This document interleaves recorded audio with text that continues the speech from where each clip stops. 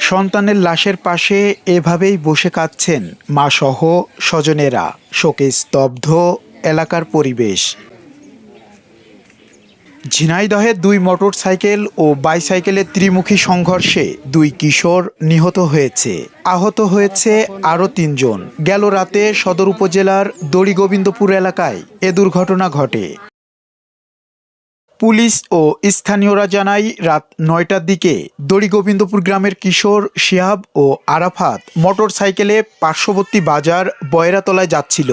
পথে দড়িগোবিন্দপুর মৌরিবাড়ি এলাকায় পৌঁছালে বিপরীত দিক থেকে আসা একটি মোটরসাইকেল ও বাইসাইকেলের সাথে ত্রিমুখী সংঘর্ষ হয়। এতে ৫ জন আহত হয়। সেখান থেকে তাদের উদ্ধার করে ঝিনাইদহ সদর হাসপাতালে ভর্তি করা হলে শিহাব, আরাফাত ও বাইসাইকেল চালককে ফরিদপুরে রেফার করে। সে সময় ফরিদপুর যাওয়ার পথে শিহাব ও ঢাকায় যাওয়ার পথে আরাফাত মারা যায়।